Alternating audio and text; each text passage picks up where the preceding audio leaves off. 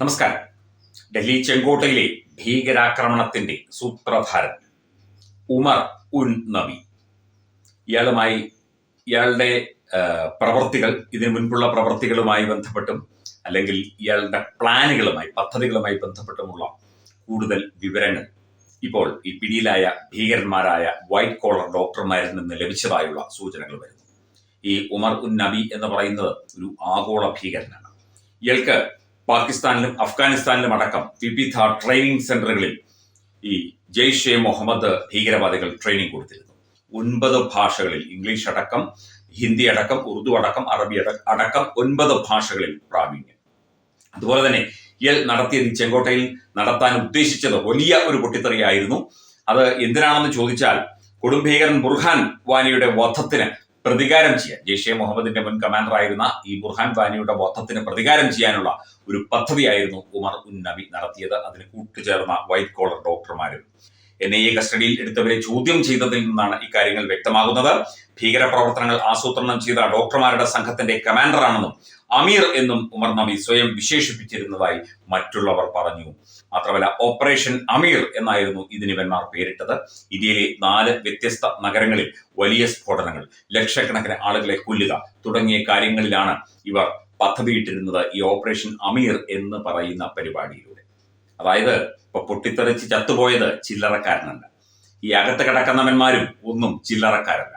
എല്ലാത്തിനെയും ആടപടലം കുടഞ്ഞിട്ട് ചോദ്യം ചെയ്യുമ്പോൾ ഇവന്മാർ ഇതിനു മുൻപ് നടത്തിയതും പ്ലാൻ ചെയ്തതും ചീറ്റിപ്പോയതുമായ എല്ലാ തരത്തിലുള്ള ഭീകരാക്രമണങ്ങളുടെയും എല്ലാ വിശദാംശങ്ങളും അന്വേഷണ സംഘത്തിന് ലഭിക്കും എന്നുള്ള റിപ്പോർട്ടാണ് ഇത്.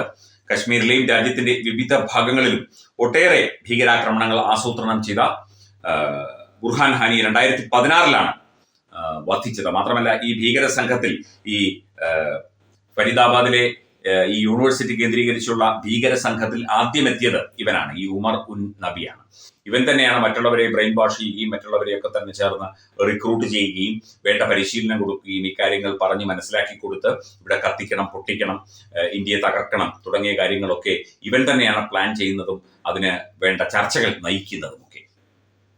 ഇവനൊരു നമ്മൾ ചിന്തിക്കുന്നതിനപ്പുറമുള്ള ഒരു ഭീകരവാദിയാണ്.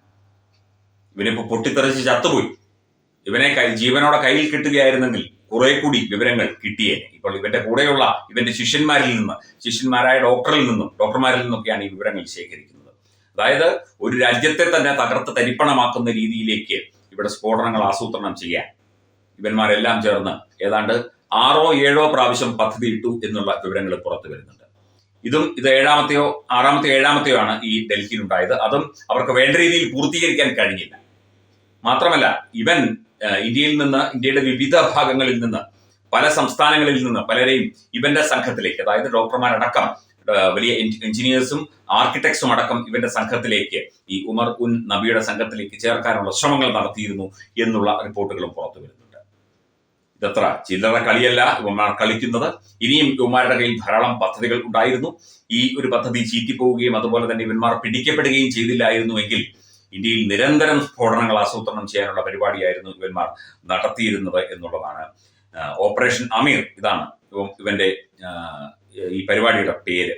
ഇവന്റെ കാറിൽ ഉണ്ടായിരുന്നത് പകുതി പൂർത്തിയായ IED ആണ്.